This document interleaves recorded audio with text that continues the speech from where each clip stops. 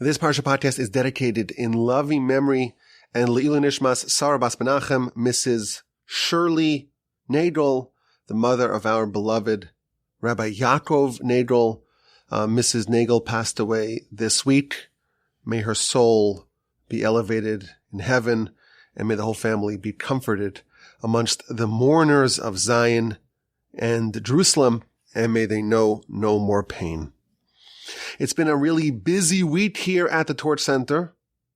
First of all, on Sunday, I recorded, I have to say, and forgive my display of pride, I recorded a magnificent podcast. It's titled The Infinity of Torah, but I didn't release it. It's stowed away. It's in a safe location, in a safe, undisclosed location, because I want to release it in conjunction with the Torch fundraiser, which is upcoming in the second week of March. So you have multiple things to look forward to, please God, in a couple of weeks. So stay tuned for that. Also, yesterday we recorded another amazing episode of the Torch Insider podcast. We already sent out several hundred invites. Everyone who listens to it is absolutely blown away by it. Everyone loves it. It's the kinds of subjects that we don't speak about in the public forum. It's some of the insider things. It's a much more free-flowing conversation that we have here each week in the Torch Center. So I hope to add some more invitations as well, please God, soon. But it's been busy, and I've been scrambling to get all the work done, and I apologize. I have a bit of a bulging inbox, and if you have an email that you sent me and I have not yet responded to you, please forgive me. This is not intentional. I deeply apologize for not being a bit more timely in my responses and being a bit tardy in getting back to you. And as you probably know, it's been a couple of weeks since I wrote a newsletter. It's just been so busy, and we are very appreciative of that. We're very fortunate to be busy. And what can I say? We thank Hashem every day for being able to do this and having a rich and full life. And it's actually a big, I have to tell you about this. It's a big week in the Walby family because my eldest son, Akiva, he turned 16. And in the great state of Texas, you could get your driver's permit at the age of 15. And then at the age of 16, you could get your driver's license. So on February 24th, last year, 2023, on that day, on the day of his birthday, he got his permit. And this year, he was so sad. He was so dejected. He was so upset, depressed, because February 24th fell out on Shabbos. So he couldn't schedule his road test for Shabbos. And Sunday, they're closed. So we went on Monday, and like a total boss, he passed on the first try. So now we have 3 drivers. This is going to change everything. He's all eager to do errands. You need some shopping, maybe something for Shabbos. You need someone to pick up the kids. I'm happily willing and volunteered to buy Slurpees for the whole family. What he doesn't realize is that within a few months, it loses its luster, and we're going to still need those errands. But it's going to be a game changer. Because as you know, every summer we drive to Canada, and every year when we're somewhere in Kentucky or Arkansas, I say, this was a terrible idea. This is an awful idea. This is the worst idea in the world. I can't believe I was suckered into doing this again. But this year, we're going to have another driver. And I'm going to take a little nap, a cozy little nap in the front seat, and let Akiva do the driving. I don't know if I'll be able to sleep with him driving. You need some reps on the highway, but that's going to change our life. And that was another great accomplishment of the week. And I'll tell you, last week I've been a bit behind. I'm trying to catch up with all the work I need to do.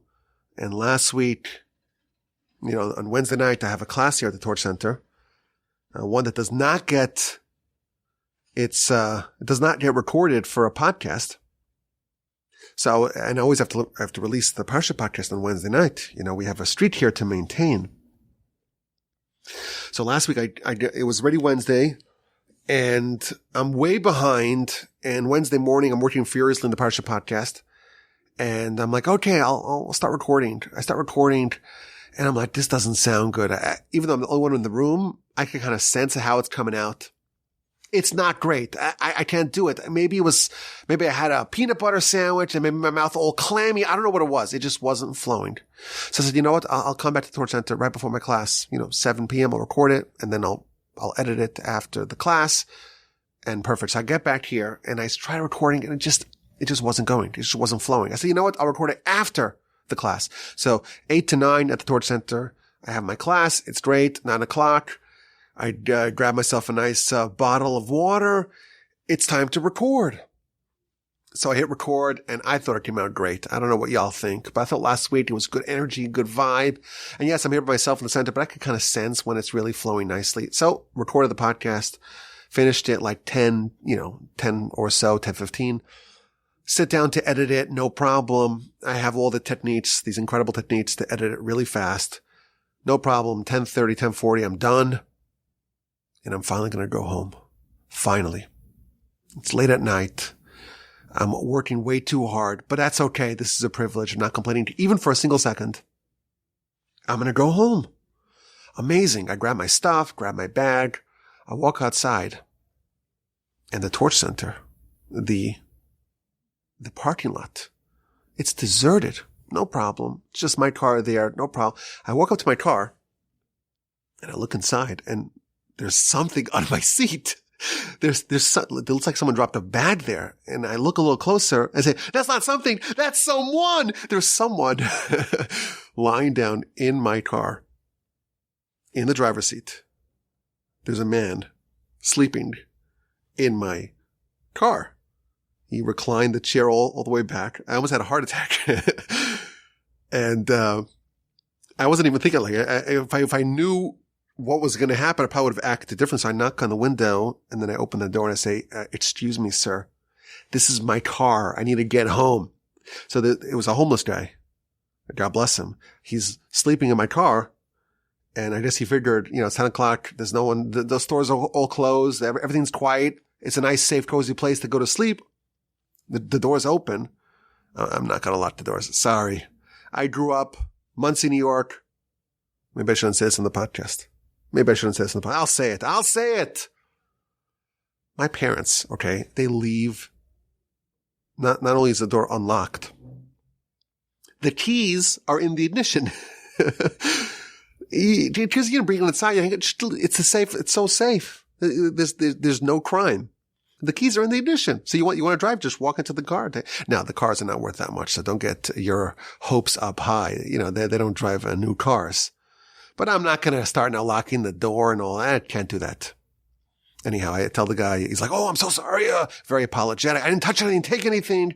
I said, do you want some cold water? He's like, yeah, I ran to the Torch Center to get him some cold water, wished him good luck, told him to stay safe. And I, drove home in the car that I will say had a bit of a effluvious aroma in it. Okay. At least we made it out. But that was last week when I was really behind and I recorded it, late Wednesday night. Now it's Wednesday afternoon. It's light outside. It's safe outside. Hopefully the conclusion of this podcast will be a bit less dramatic than last week. It's been a busy week. We love being busy. We're privileged to be busy, but now we have important business to take care of. The important business of the Parsha podcast. For Parsha's Sisa, it's the 8th year of the Parsha podcast, and we are going to plunge into a very interesting subject. It's a subject that I don't think I've ever spoken about on any of the podcasts. Maybe I did, but if so, very briefly. One that I've never really fleshed out. And it appears in a tangential way in our Parsha, but I think it's actually very pertinent to us today. And it's an interesting call to action. So I think you'll enjoy it. I made a bit of a decision about this as well, to try to not just preach, but actually to do what I'm going to talk about, to try to implement it. So let's begin. Of course, Parsha's Sisa, it's an amazing Parsha. And the bulk of the Parsha is the event, the most egregious event in our nation's history, the golden calf and the events that surrounded it and the fallout from it and the consequences that happened as a result. But beforehand, we have a quick succession of items. We have the wrapping up of some of the things that need to be done for the tabernacle. It begins with the half shekel for the census. This appears in a few places in the Torah. You want to count the nation. You don't just count them per capita. You don't count per head. We never count Jews. It's very dangerous. It could lead to a plague. We don't want to do that. Instead, everyone gives a half shekel, and you count the coins, and you have a proxy for the number of people. That's how the Parsha begins. And then we read about the kior, the laver made out of copper, where the Kohanim would wash their hands and feet before they entered the tabernacle. And then we have the anointing oil, the special anointing oil that Moshe concocted, and it's miraculous. It still exists today, we're told, but it never got depleted. And this was used to anoint kings and priests, the initial batch of priests, and then the high priests, and then the tabernacle and all of its vessels. And actually the Midrash tells us that somewhere this vial, this jar, this flask, this container of oil is still present. It's still preserved. Temple is rebuilt. Please God, speedily in our days, we will have to find it. And it's going to be together with the ark. And inside the ark will be the tablets, which are mentioned in this week's Parsha, of course. And we're also going to have, perhaps the Torah scroll that Moshe wrote, and the vial of manna that was preserved, and the staff of Aaron that sprouted almonds, lots of cool things, including, the Midrash tells us, the Efer Para, the ashes of the paraduma of the red heifer. And along with that is the anointing oil, which Moshe concocted and still is extant. That's what we read next in the Parsha. Then there's the ketores, the incense, the various ingredients. This is lit twice a day in the temple on the small inner golden altar, the one that's featured at the end of last week's Parsha, not the major altar upon which the sacrifices are processed. This is not for sacrifices, with the exception of Yom Kippur. Once a year, there is a sacrifice that's processed on the golden altar. The rest of the time, it is exclusively for the incense, for the ketores. And then chapter 31, we read about the final components, or the final instructions of the tabernacle. We read about the appointment of Bezalel. He's going to be the foreman overseeing the construction of the tabernacle and its vessels. And finally, that chapter ends with the instruction to observe the Shabbos. Of course, to observe the Shabbos appears in many places in the Torah, but it's very often, it is linked to the instruction to build the tabernacle. There is the restriction to not violate the Shabbos. And this is actually how we know all the laws of Shabbos. And what's included in the prohibition of doing work. Work can mean a lot of things. For young people, it's like typing on a computer. For some people, work means, going out and doing physical manual labor. Everyone has a different definition of work. So what constitutes work to be prohibited, on pain of death, by the way, to do on Shabbos? Well, we know that there are 39 categories of work. And where did that number come from? It comes from our Parsha. Why? Because there are 39 different categories of activities that are needed to construct and maintain the tabernacle.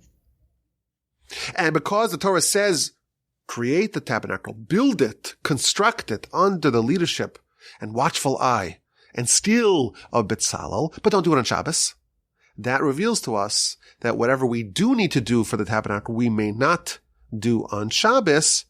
And there are 39 different categories that would qualify of what we need to do for the tabernacle, and we may not do on Shabbos.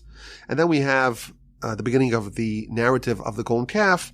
Moshe, he spent 40 days and 40 nights in heaven. God gives him the tablets, the first set of tablets. And at that moment, the people make a terrible, egregious, ignominious, unforgivable maybe, sin. And they do the golden calf, and everything that ensues and the aftermath of that is the rest of the Parsha. Moshe has initial prayer, comes down, meets Joshua, goes to the camp, shatters the tablets, and does a series of interventions to try to stave off the terrible decree that would have otherwise condemned the entire nation to be destroyed. Today, we're going to focus on, again, it's a side tangential point of the Parsha, but I think it's a very powerful idea. It's, I think, a fun idea. It's a challenging idea, but it's not so hard. And it's an idea that's relatively unknown, but one that has a lot of literature about it and all sorts of amazing and deep and profound insights and some incredible benefits. And we love benefits here. We love benefits. We love rewards. We love blessings in the Torch Center in Houston, Texas. And I will tell you, it's also surprisingly topical for the events that are unfolding today to our brethren across the world and primarily, of course, in Israel. And that's why I think it's an appropriate thing to mention and to really study in a fundamental way. And the subject is, drum roll please, augmenting Shabbos, making Shabbos larger. Let's start with the concept, and then we'll get into how it fits in the Parsha, and then we'll speak about this subject at length. We have days. There's 7 days in a week. There are 365 days in a solar year, 29 and a half days in a lunar month. And there's Sunday and there's Monday. Well, when does Sunday end and Monday begin? So, of course, we know that for Jews, at least, from the Torah's perspective, the day starts with the previous night. So Sunday night is already halachically Monday. You know, my youngest son, David, he was born on Sunday night. So if you look at his birth certificate, it says he was born, well, actually, I have to say this. They got it wrong on the birth certificate because he was born on 10:07 p.m., but somehow it says 10:07 a.m. And I'm not going to go there and try to hassle with him and negotiate with him in Harris County and the vital statistics. I'm not going to do that. But it happened to have been he was born at night. For whatever reason, they wrote it to 10:07 a.m. But in actuality, I was there. Trust me. He was born at night, 10:07. But he was born on Sunday regardless, January 7th. Halachically, he's born on Monday. Why? Because once it's after Sunday night, that is the beginning of Monday. So when does Shabbos start? Well, Saturday, Shabbos is day 7. So you may think it starts maybe from daybreak on Saturday, but no, it starts from the night before. Friday night is already Shabbos. So if you look at a calendar, let's say the Torch calendar, for example, it will have the beginning times of Shabbos every Friday. And then Saturday night, it's still Saturday, but it's already the end of Shabbos because that's already Sunday. Now, the more comprehensive calendars will give you some more details. There's different time periods. There's Shkia, which means sunset. And there's Sisa Kochavim, which means when the time that the stars are visible, that's like nightfall. But when exactly is the point that one day ends and the next day begins? When exactly does Friday lead into Shabbos? Does Tuesday lead into Wednesday? And so on. This is a complicated question because we don't really know. And therefore there's a period called Bein Hashmashos, which literally means between the luminaries, like between the sun and the moon, between day and night. And sometime between these 2 points, between sunset, when the sun goes away, and nightfall, once it's already night, it's dark, you see the stars. At some point between those two markers of a daily cycle, that's when nightfall is. But we don't know for sure. So that period is about 72 minutes, let's say, called 72 minutes. A little bit more than an hour. At some point between the end of the previous day, and the beginning of the next day, at some point there's this instant where there's a cutoff, where 1 second it's previous day and the next second it is the ensuing day. But because we don't know exactly when it is, anything that happens between these 2 points, and those 72 minutes we'll call them, we have to assume the stringencies of both the previous day and the ensuing day. Does this make sense? Am I being clear? I'll give you a practical example of this. Suppose someone is born Bein Hashmashos, between the luminaries, between sunset, when the sun drops beneath the horizon, and nightfall, about an hour later. When is the bris? When is the circumcision? Someone's born Sunday night. Is it Sunday? And thus a week later, 8 days later, is Sunday morning bris? the circumcision will be on Sunday, or is it Monday?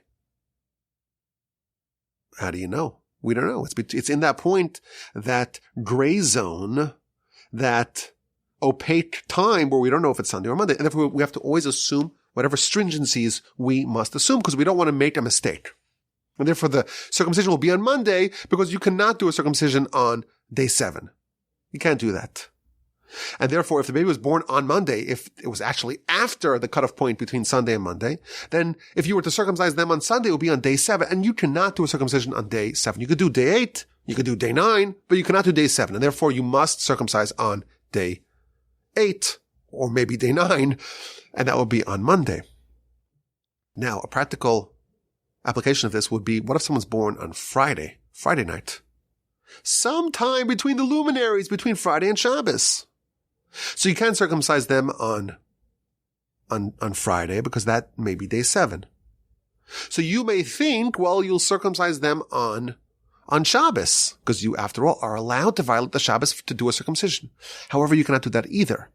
Why? Because maybe they're born on Friday, and thus Shabbos would be day 9, and only a circumcision of day 8 overrides the Shabbos.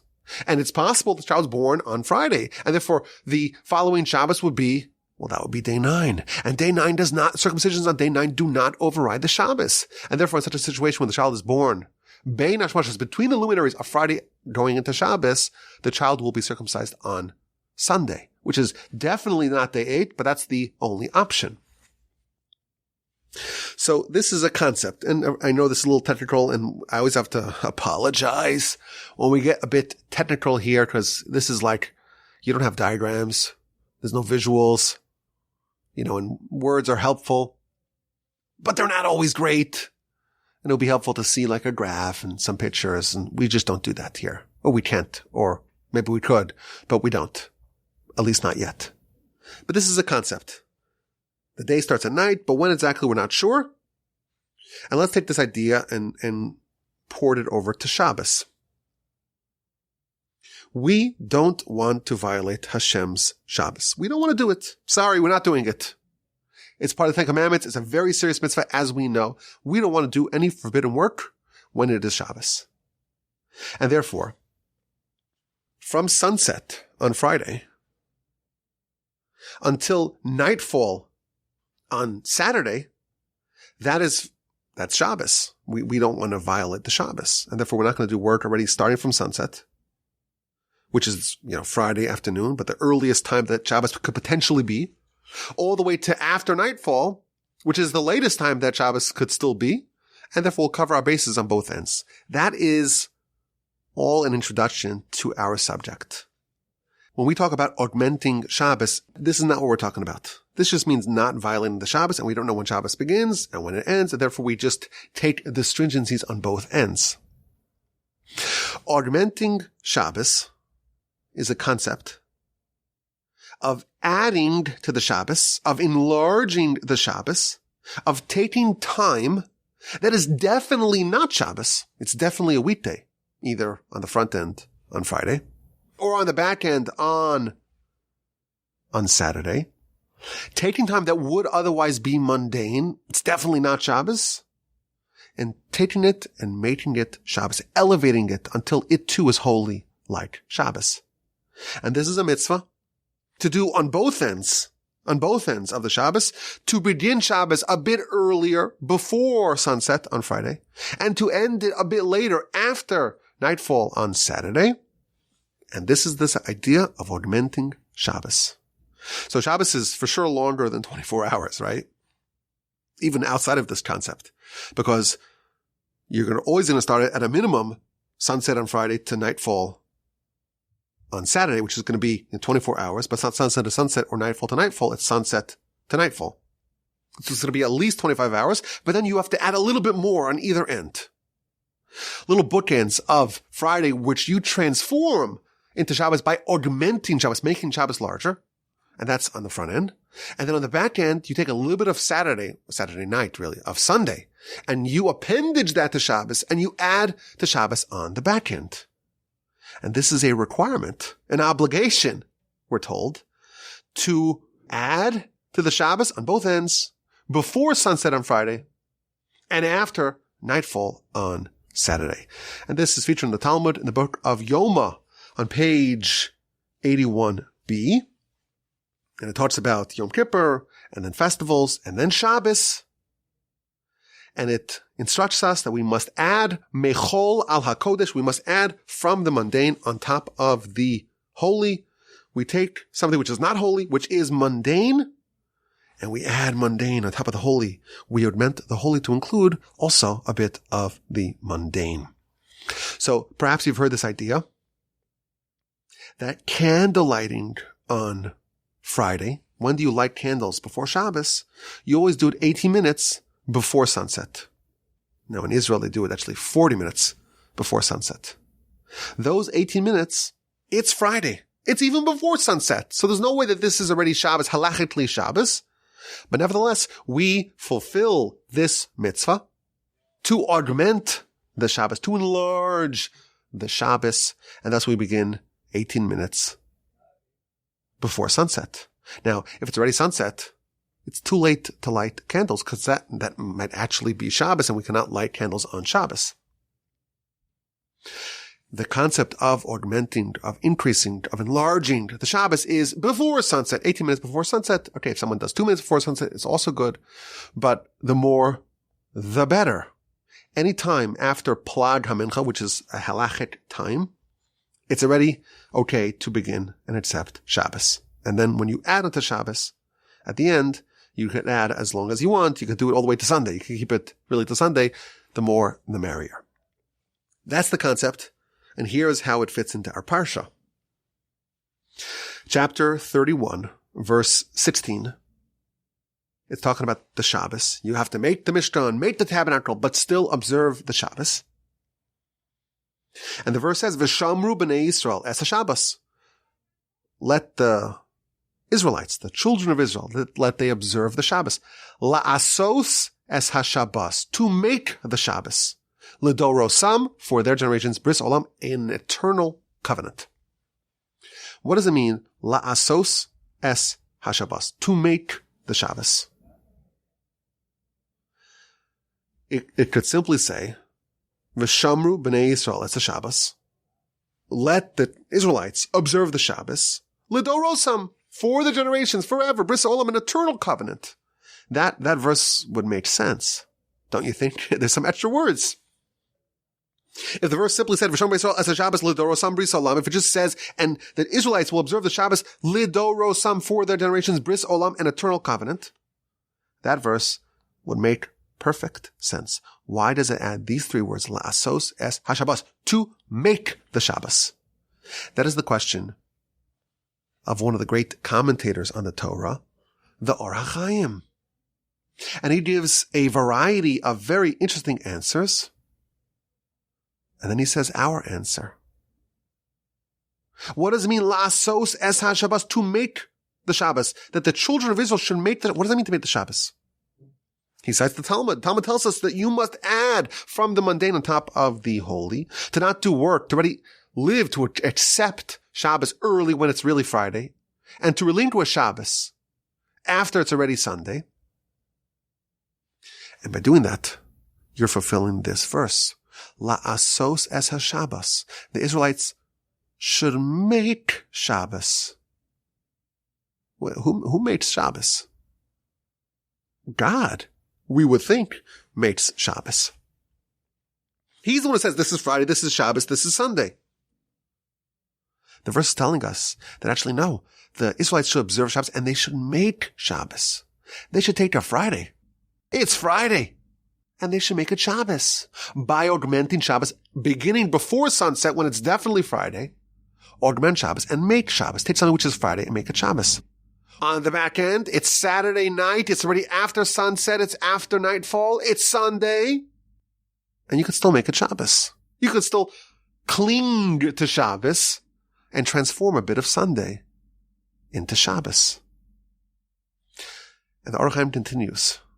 When you take the mundane, you take Friday, you take Sunday, and you make it Shabbos, this verse is telling us that God is saying you have now made Shabbos. God is agreeing to your breakdown. You're changing the calendar. You're taking Friday and saying, no, this is not Friday. This is not mundane. This is not regular time. This is Shabbos.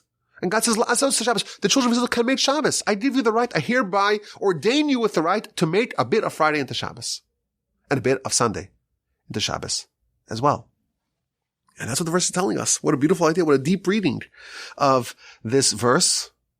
The children of Israel could make Shabbos and could literally change something which is Friday. In the eyes of God, it's Friday. In the eyes of God, it's Sunday. And now you say you want it to be Shabbos. You want to augment the Shabbos. You want to have Shabbos start a bit earlier, an hour before sunset. You want it to end an hour after nightfall on Saturday night. God says, you know what? I accept.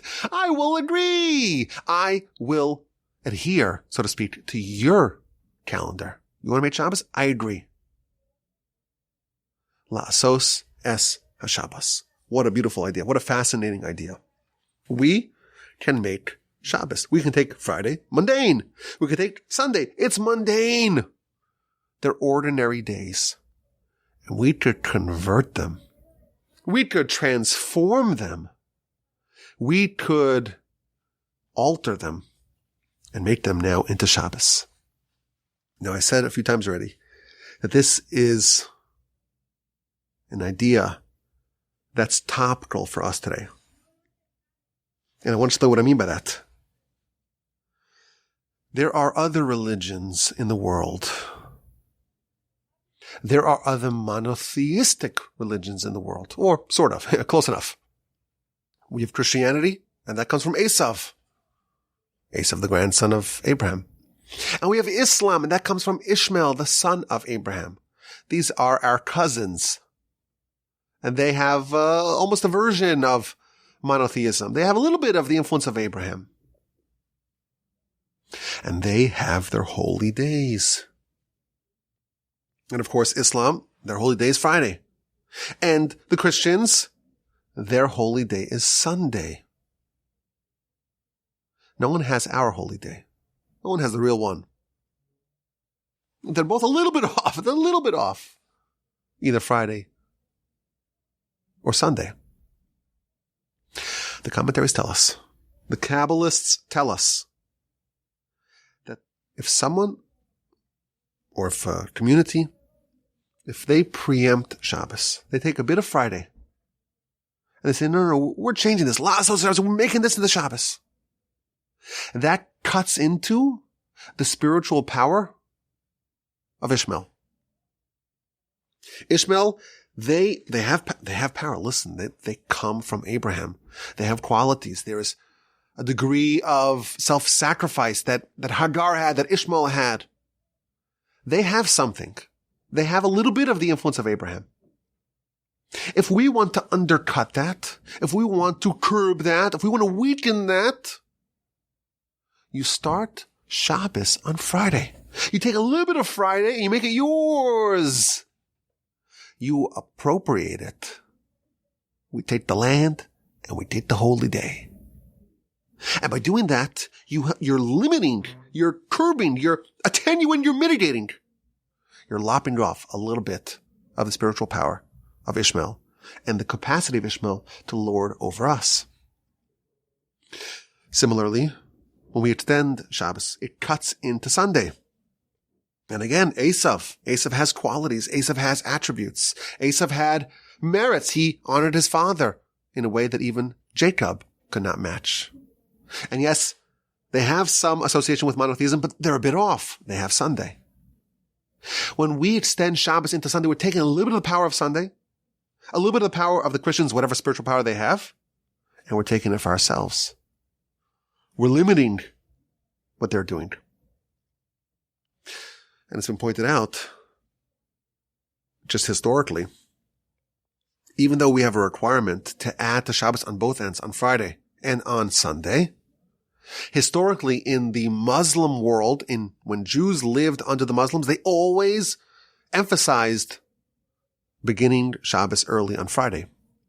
Because they were wrestling, so to speak, they were under the thumb, under the dominion of the Muslims.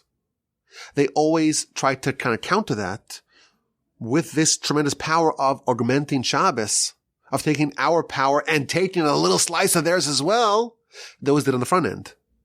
And they began Shabbos earlier on Friday. And in the Christian lands, in Europe, when the Jewish people suffered tremendously under the thumb of the Christians, there was always an extra emphasis to extend Shabbos beyond Saturday into Sunday and thereby fight and wrestle, so to speak, with the spiritual power of the Christians. So I think, as you know, right now we're Jewish people. We're in the middle of the war in Gaza. And we don't know where it's going. And this is not just a war in Gaza. This has mushroomed into all the Arab and Muslim lands. And we don't know how things are going to end up. I thought it's a very appropriate thing to speak about this concept.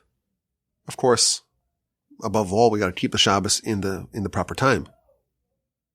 And what does the proper time mean? It means at a minimum from sunset on Friday, and 1 minute or 2 minutes before sunset, to nightfall on Saturday and a few minutes after that. But we could add more. And when you do that, you're increasing the power of the Jewish people against the Muslims and against the Christians. And therefore, I think it's a nice thing to mention, maybe a bit of a call to action to try to, start Shabbos a bit early. But I want to talk about this idea a bit further. Because once I'm done here, you'll be so thoroughly convinced. And you'll tell your significant other and your kids, "Oh, Rabbi Wolbe persuaded me on the Parsha podcast of year 8 of the Parsha podcast, Parsha's Sisa 5784. He persuaded me. I'm sorry, we got to start Shabbos early and we got to end a little bit late." Because in addition to just this powerful idea that we can make Shabbos, we can make Shabbos, and God will agree. When I talk about what the sources say about this, the tremendous power of this quality, of this practice, you will be convinced. So let's start. First idea. Adam was cursed. There was sin, and there was punishment, and there was retribution, and there was banishment from the garden. But there was a time of respite. There was a time of bliss, a time of serenity, tranquility, a time of elevation, a time where everything was staved off. All the punishments were staved off. A time of spiritual enlightenment, a time of blessing. Shabbos is the Makar HaBracha, the source of blessing. When someone wants to start Shabbos as late as possible and end it as early as possible, in effect, they're saying, I want a time of curse over a time of blessing. Now, I will temper my words a little bit here. The Yetzer Hara knows what we're saying here. He knows it very well. And therefore, there's a tremendous urge to not go through with this, to not extend Shabbos. He knows how powerful this is. And therefore, you start getting antsy. Shabbos afternoon, you're antsy. You want to check the news. You want to check the sports. You want to just get out. You want to smoke your cigarette, the first cigarette after Shabbos. You're starting to get fidgety. And it's a very difficult time. It's a very difficult thing to do, to extend Shabbos on both ends. Why is it so hard? It's so hard because it's so powerful. But if you think about it, the week, that's when we were cursed. And Shabbos, that's a time of blessing, a time of spiritual enlightenment. It made sense to try to expand and augment the time of blessing and limit the time of curse. That's as a general introduction. We know, I hate to be the bearer of bad news here. You'll forgive me for disrupting and shattering your rosy fantasies. Here's the bad news. You and everyone that you know will eventually die. That is the curse of Adam. Forgive me. Don't shoot the messenger. Bad news, I know. You will die. And if you are lucky and fortunate and righteous, you will merit the cleansing powers of purgatory, of Gehenna. Even though it's a good place to go, because it cleanses you of the spiritual blemishes that were on your soul, it's not a pleasant place to be from everything that we know about it. There was a time during the week that all the souls that are having their purgatory, their cleansing in Gehenna, they get a rest, they get a respite, they get a reprieve. And when is that? That's on Shabbos. And the more someone expands Shabbos, the longer their reprieve will be. Moreover, the commentaries tell us, it's not just the time that someone observes Shabbos, but the time that someone begins to prepare for Shabbos. That's already when they get their reprieve. So if someone starts on Thursday night, set the table nicely, bedeck it with a beautiful white tablecloth, set the table, prepare the candles, start preparing the food. They start getting into the Shabbos mood. And they put on the nice Shabbos music. And they start making the delectable Shabbos food. They already are, in a small way, they're accepting Shabbos. They're starting Shabbos. And the commentaries tell us that when someone begins that's really the time when Shabbos kickstarts, and their soul will thank them for that after its passing. But there's more. You are familiar, I am sure, with the Talmud. I mentioned it, I think, a few weeks ago. I don't know if it was on the Parsha podcast. It might have been one of the other podcasts, so forgive me. The Talmud tells us that if the Jewish people just kept 2 Shabboses, they would right away be redeemed. If all we did was keep 2 Shabboses. The Talmud tells us in the book of Shabbos, page 118b, redemption will happen. And the Kabbalists tell us, why 2? Why not 1? Why isn't one Shabbos enough? If the whole Jewish people keep 1 Shabbos, shouldn't that be sufficient? The Kabbalists revealed to us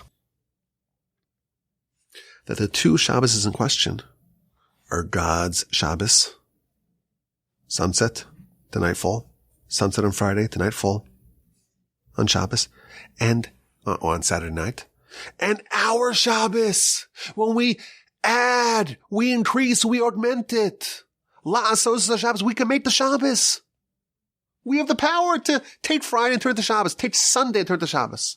If we keep both of them, God's Shabbos and our Shabbos, if we are going to take Hashem's time, the time of blessing, and begin it early, Hashem says, okay, I will do the same for you. I will make your redemption early. I will hasten the redemption. The commentaries tell us further. If someone adds the Shabbos, that special spiritual power that they are endowed with on Shabbos, the special extra soul that the Talmud talks about, that will be also augmented for them. Similarly, and again, there's a lot of sources on this, and I could go through every one of them very carefully, but I want you to get the gist of what we're saying here. The Talmud tells us if someone delights over Shabbos, they receive limitless blessing. They get an inheritance without limits. That, the Kabbalists tell us, if you want a limitless reward, then you don't confine Shabbos to its limits. You don't say sunset on Friday to nightfall on Saturday, and I'm done. I'm done. Call it a day. Let me turn my phone back on. Let me go smoke my cigarette. Let me go turn on the TV so I can watch all the incredible things that happen, and nothing happens exciting on Shabbos. You always run to check your phone. What's the news? More of the same. More of the same. You missed nothing. If you want to take Shabbos and put it in its confined limits, God says, okay, I'll give you confined limits as well. You make it unlimited. You add upon the strict limits of sunset to nightfall. God says, I will do the same. Tit for tat. I will give you limitless reward as well. The sources talk about from the Arizal, the Kabbalists. If someone properly observes this augmenting of Shabbos, they will merit good children Who doesn't want that? They'll have a long life. You add to God's Shabbos, God will add to your life. Moreover, and this dovetails with what we said earlier, Adam did a sin. A terrible sin. A sin that we're still dealing with the consequences of. A sin that condemned humanity to die. So when someone dies, why are they dying? They're dying in part thanks to Adam's sin. Well, what if someone says, I'm going to reject Adam's sin. I'm going to embrace everything that's the opposite of Adam's sin. That is a way to weaken the effects of Adam's sin upon them and thus to lengthen their lives. Adam's sin, it was a result of Friday. And this is something we spoke about in the past. It's a little bit of a complicated idea. Had Adam waited, had he allowed time to elapse, and had he made it to Shabbos without sinning, he could have eaten from that fruit, and he would not have suffered the ill effects of the consumption of the forbidden fruit. That's an idea that's found in the Orach Chaim. It's found in the Ramchal. Adam's sin was only a Friday sin. The sin would have no power over him had he allowed it to arrive to Shabbos. In fact, he could have eaten from the tree of knowledge and it would have harmed him not the slightest bit. Thus, Friday, the mundane, it's not just the time of mundane time, of course, it's a time of Adam's sin and its effects. And if someone says, I'm not interested in Friday, I want Shabbos, give me some Shabbos, I'll start a little bit early. Someone does that. They are counteracting the power of Adam's sin upon them, and thus they will be meritorious to a longer life, the sages tell us. And there are many more sources that talk about how you'll be spared from the chibut hakever, which is a very, very unpleasant thing that happens to sinners after they die. I don't want to talk about it. And there are a lot of stories about this. But it's a very powerful insight. A verse in our Parsha tells us, La'asos es ha-Shabbos. The Jewish people could make Shabbos. We take Friday, and we make it something else. We make it Shabbos. We take Sunday, and we make it something else. We make it Shabbos. And as we mentioned, this is also a way to help bolster and buttress and strengthen and empower our people and the spiritual forces that we have over those forces that may seek to destroy us. And certainly today, there's a global struggle, and there are brothers and sisters on the front lines and brothers and sisters that are hostages, and the whole world is coming up against us, and we don't know how it's going to end up, and we hope that things will end up in the best possible way. We could do something to help contribute towards this effort, to help contribute towards the empowering of our people and the weakening of our enemies. And if this means that you accept Shabbos 2 minutes early, 5 minutes early, an hour early, some people do 31 hours. This is, I read this. I'm not even going to speak about this. I'm not suggesting this, but I did read this, that some people, they try to have a 31-day Shabbos, a 31-hour Shabbos. So they start like 4 hours early and 4 hours afterwards. I'm not suggesting that. 10 minutes, 20 minutes, a half hour. It's not unreasonable. And it's hard. I know it's hard.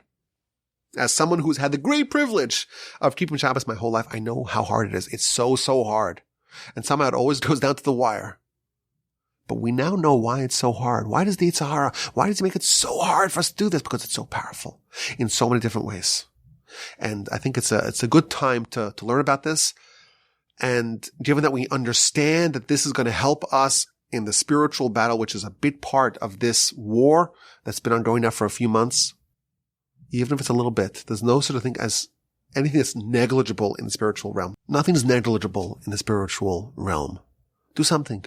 The commentaries talk about how when you start the evening prayer on Saturday night, instead of saying V'hu Rachum, say V'hu Hu Rachum. Just to add a little bit to extend Shabbos by a millisecond. Whatever we do, as small and seemingly negligible as it may seem, it's all powerful. Let us empower our people. Expand Shabbos. We have power. We can make Shabbos. Not just God. There's 2 Shabbos. There's his Shabbos and there's ours. We can increase it. Let us do that. And I'm bleeding out without promising. I'm going to make a major effort to try to do this in our family. And it's hard to wrangle all these kids and get them all into the bath. Well, not complaining. Thank you, Hashem, for all that you give to us. Make sure everyone's got a bath and the food's all ready. It's hard, but I think it's so important. And I'm going to make an effort in this. No promises, no pledges, no promises, but I'm going to make an effort, and I hereby encourage you to do the same. Not just Shabbos, to expand it, to augment it, to increase it, to take Friday and turn it into something else, turn it into Shabbos, to take curse and turn it into blessing, to take the power of Ishmael and turn it into our power, and to weaken it, and to limit and mitigate it. May we hear only good news from our brethren in the Holy Land. May we hear good news from each other. My email address is rabbiwolbe@gmail.com. I thank you for listening. You have a wonderful rest of your day. A splendid, sensational, invigorating Shabbos upcoming. And please God, with the help of the Almighty, we will gather together again next week for another Parsha podcast for year 8 of the Parsha podcast from the Torah Center in Texas. The email address is rabbiwolbe@gmail.com.